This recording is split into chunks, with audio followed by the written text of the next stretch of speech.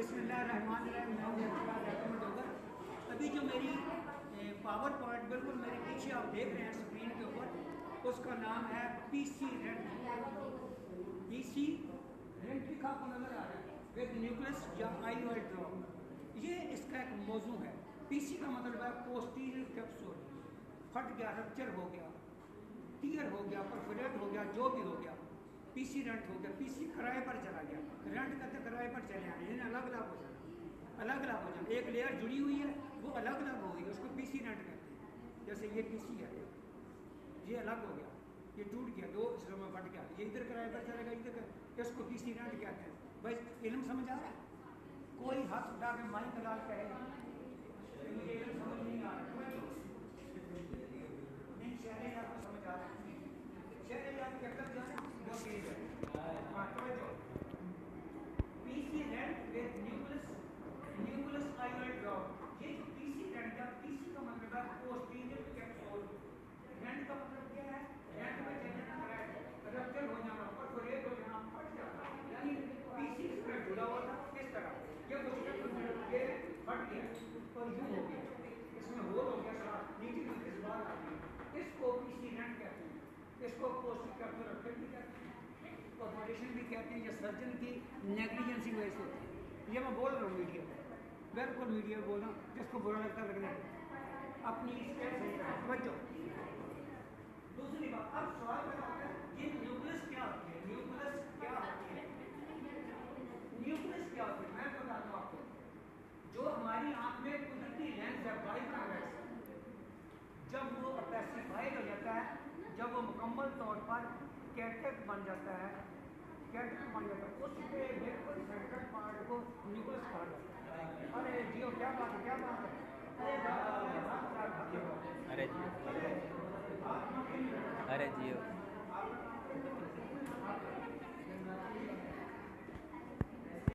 क्या होता है? अगली स्लाइड पे देखिएगा, हर खबर पर नजर रियाज अहमद डोगर लेक्चरर, सरकार लेक्चरर, ये पावर पॉइंट मेरे पीछे आप देख रहे हैं। अच्छा, आप पहली स्लाइड पे आइएगा सर प्लीज। ये जो न्यूक्लियस ड्रॉप है, ये जो पीसी रेंट की है क्या, इसकी प्रॉपर अकल में आने वाली, समझ में आने वाली, इसकी क्या डेफिनेशन है? क्या डेफिनेशन है? अभी तवज्जो कीजिए, अगर आप इधर देखिए, यहाँ पर ऊपर लिखा हुआ definition, PC rent with nucleus या इसका मतलब जॉब है आईओएल ड्रॉप। आईओएल का मतलब इंट्राओकुलर लेंस, इंट्राओकुलर लेंस होता है, ये पीएमएमए मटेरियल का बना होता है, या सिलिकॉन का बना होता है, या एक्रिलिक का बना होता है। ये मैं केमिकल मटेरियल के नाम बता रहा हूं, ये उसका बना होता है, उसका बना होता है। आज हमको फिक्र पड़ गई है कि इसमें पेट पे चले जाना है और बाद में पैसे कौन लेगा? मेरे पास मेरा एक बार अगर 1 बजे बाद 1 मिनट में टाइम हो जाए तो मुझे, मैं एक पावर पॉइंट प्रेजेंटेशन पे 3000 रुपये देता हूँ। मुझे आला खान में 5000 नहीं, वो गम्बड़ की पक्की एक है मेरे पास, ये वर्ड भी नहीं है। तो भाई अब यहाँ लिखा हुआ है, ये न्यूक्लियस की समझ आ गया, आपके अकल में आ गया न्यूक्लियस क्या होता है, और आईओएल और जो भी समझ आ गया। पीसी रेंट, पीसी का मतलब है P stands for posterior, C stands for capsule, posterior capsule, rent, rent हो गया, रप्चर हो गया, किराए पर चला गया, टूट गया, विमान से टूट गया, रप्चर हो गया, नीचे से मीटर से ऊपर आ गया, इसको पीसी रेंट है।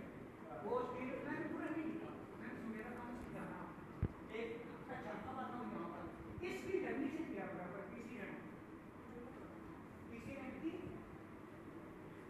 आज क्या करो, बड़ी खुश बैठो, घबराओ नहीं, परेशान नहीं, हाथ छोड़ के बैठो, वाह वाह। न्यूक्लियस ड्रॉप, एक न्यूक्लियस ड्रॉप क्या होता है? देखें, जब पीसी रेंट हो जाता है, जब पोस्टीरियर कैप्सूल रप्चर हो जाता है, फट जाता है, परफोरेट हो जाता है, फिर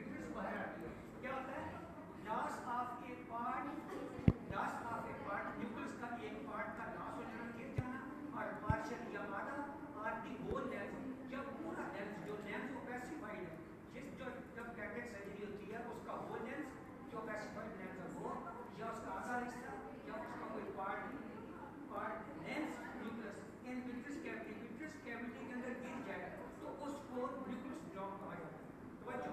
तवज्जो कीजिएगा, बिल्कुल आसान लफ्जों में बयान किया गया, समझ सकते हैं।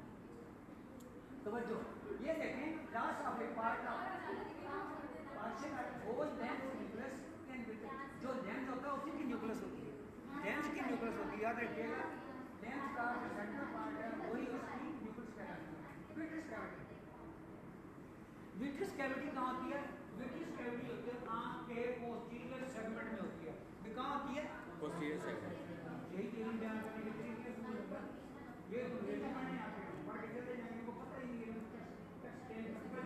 विट्रियस कैविटी होती है आंख की दूसरी बात मैंने दूसरी बात एंटीरियर सेगमेंट ऑफ द आई, उसके अंदर एक विट्रियस कैविटी होती है। विट्रियस कैविटी आंख की सबसे बड़ी कैविटी है। तवज्जो, उसके अंदर 4 mm या 3.5 mm विट्रियस होती है, ठीक है, उसके अंदर विट्रियस होती है। तवज्जो, अब ये क्या है? ये जो लेंस था, लेंस न्यूक्लियस, उसका एक पार्ट या आधा या पूरा लेंस जो पैसिफाइड विट्रियस कैविटी के अंदर गिर गया, इसी को न्यूक्लियस ड्रॉप कहा जाता है।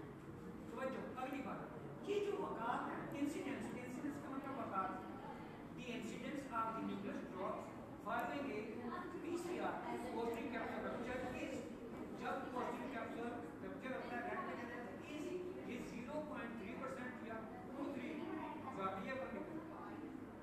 अगर 1000 केस हम ऑपरेट करते हैं कैटेक सर्जरी के, उनमें से 2 या 3 या 0.3% जो है वो न्यूक्लियस जो है वो विट्रियस कैविटी के ये होता है। ये 1000 केस। एक और मैं बात बताऊंगा, अगर कोई सर्जन 1000 केस ऑपरेट करता है कैटेक सर्जरी के, ऑपरेट करता है उसमें से अगर एक केस भी इन्फेक्ट हो जाए तो ये बहुत बड़ी इन्फेक्शन है आपकी।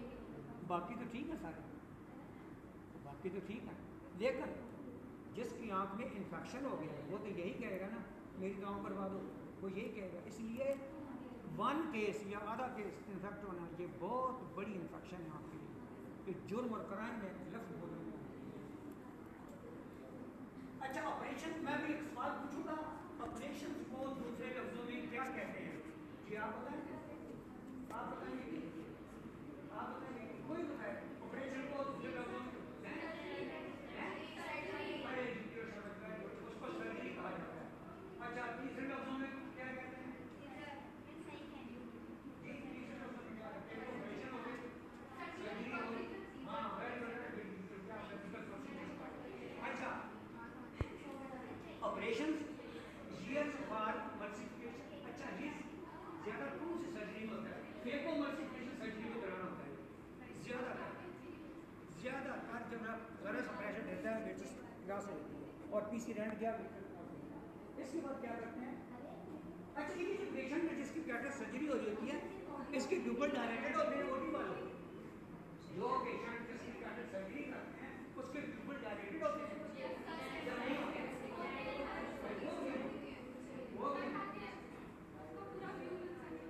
क्या करना है? क्या कहना है भाई? क्या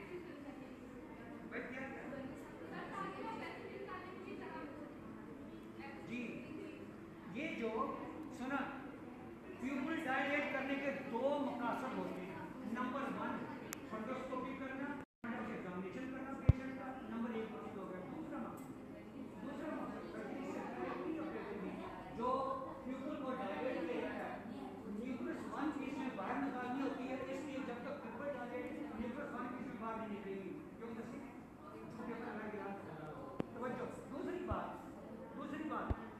दूसरी बात आईएल इम्प्लांट करने के लिए पीसीआईएल इम्प्लांट करने के प्यूपल का डायलेट होना बहुत जरूरी है। एसीआईएल के लिए प्यूपल का डायलेट होना जरूरी नहीं है। पीसीआईएल जो है बिहाइंड द आइज होता है, जो एसीआईएल होता है वो in front of the eyes होता है।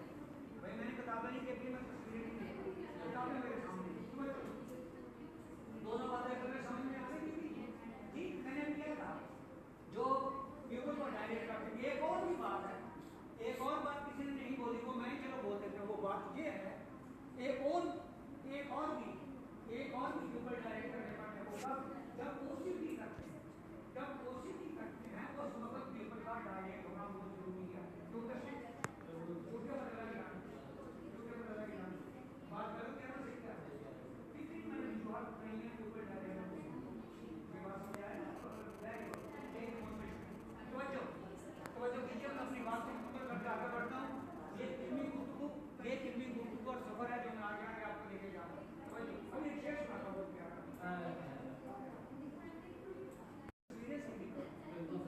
लाइट सही वाली और तस्वीरें उसकी शर्ट से जी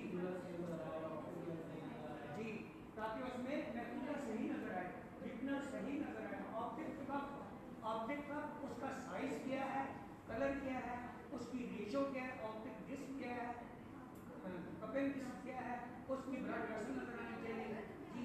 ये सारे असेसमेंट करने के लिए इनकी एंजियोग्राफी का तस्वीरें बना के फंडस का जो प्यूपल उसका डायरेक्ट होना बहुत जरूरी है। तवज्जो तवज्जो जब तक दरवाजा नहीं खुलेगा लाइट अंदर कह जाएगी। तवज्जो अब अगली बात करने लगा हूँ, ये यहाँ तक मैं ले आया हूँ। अच्छा एक और बात मैंने ये जो फेकोमर्सिफिकेशन सर्जरी है मैंने इसी पर भी गुफ्तगू नहीं मुकम्मल करी हुई। कोई और होता ना वो पर्टिकुलर तो अभी तक प्रेजेंटेशन कम था। फेकोमर्सिफिकेशन क्या है ये कौन बताएगा? आप बताएं फेकोमर्सिफिकेशन क्या है? फेकोमर्सिफिकेशन क्या है?